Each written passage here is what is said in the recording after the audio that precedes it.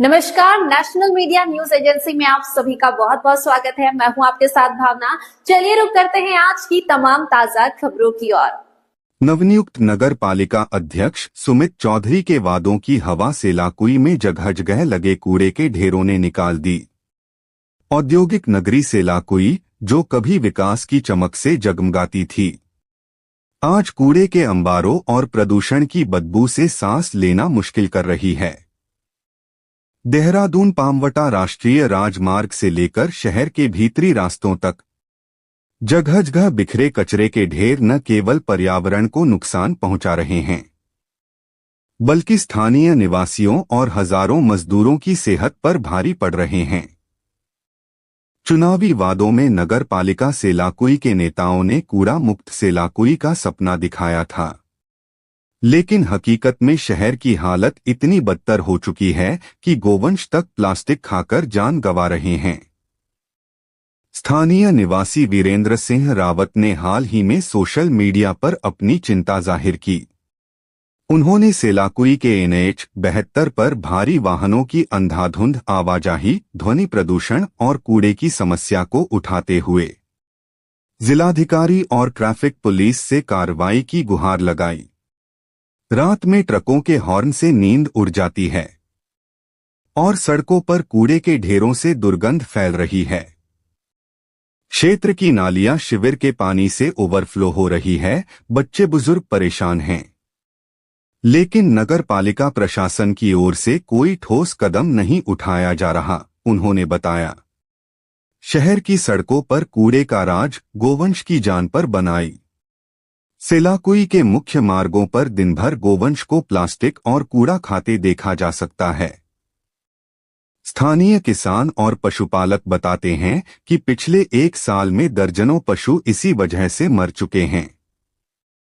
Polythene और plastic bag पशुओं के पेट में चले जाते हैं, जो घातक साबित हो रहे हैं। प्रशासन ने कूड़ा उठाने के लिए वाहन तो भेजे, लेकिन वे हफ्तों गायब रहते हैं। एक स्थानीय ने शिकायत की। देहरादून नगर निगम की हालिया रिपोर्ट के अनुसार शहर में कूड़ा निस्तारण की व्यवस्था चरमरा गई है। स्वच्छता सर्वेक्षण 2024 से 25 में देहरादून को 0 नंबर मिले, क्योंकि पुराने कूड़े का समय पर निपटान नहीं हो पाया। सेलाकुई जैसे उपनगरीय इलाकों में स्थिति और भी खराब है, जहां औद्योगिक कचरा घरेलू कूड़े में मिल जाता है। शीशमबाड़ा ट्रेंचिंग ग्राउंड पर विकासनगर, सेलाकुई और आसपास के क्षेत्रों का कचरा डंप किया जाता है, लेकिन क्षमता से अधिक लोड होने से समस्या बढ़ गई है। चुनावी दावों का सच, हवा में गोली चलाने वाले वादे। पिछले विधानसभा चुनावों से ठीक पहले तमाम नेताओं ने सेलाकुई को प्रदूषण मुक्त बनाने का वादा किया था। नगर पालिका प्रत्याशी सुमित चौधरी ने जनवरी 2025 में ट्वीट कर कूड़ा मुक्त सेलाकुई का नारा दिया था, लेकिन चुनाव जीतने के बाद ये वादे हवा हवाई रह गए।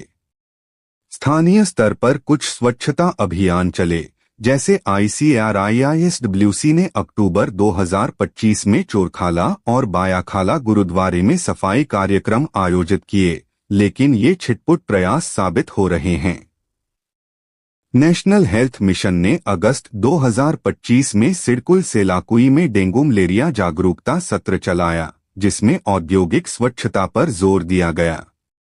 लेकिन कूड़े के ढेरों से फैलने वाली बीमारियां, मलेरिया, डेंगू और श्वसन रोग बढ़ रही हैं। देहरादून में वायु प्रदूषण का स्तर AQI 100 के पार पहुंच गया है, जिसमें कूड़ा जलाने और धूल का बड़ा हाथ है। इंडस्ट्री एरिया भी कचरे की चपेट में, क्या है समाधान? सेलाकुई का इंडस्ट्रियल एरिया, जो उत्तराखंड की अर्थव्यवस्था की रीढ़ है, खुद कचरे के जाल में फंस गया है। फैक्ट्रियों से निकलने वाला अपशिष्ट सीवर लाइनों को चोक कर रहा है, जिससे नालियां लबालब हो गई हैं। विशेषज्ञों का कहना है कि कूड़ा प्रबंधन के लिए स्मार्ट सिस्टम, रिसाइकलिंग सेंटर और जैविक अजैविक कचरा अलग करने की अनिवार्यता जरूरी है। नगर आयुक्त नमामि बंसल ने कहा, जल्द ही पृथक्करण अनिवार्य होगा और सफाई में कोताही पर सख्ती बरती जाएगी। लेकिन स्थानीयों का सवाल वाजिब है, वादों से आगे बढ़कर कब होगा असली काम? सेलाकुई को साफ सुथरा बनाने के लिए प्रशासन, उद्योगपतियों और नागरिकों का सामूहिक प्रयास जरूरी है।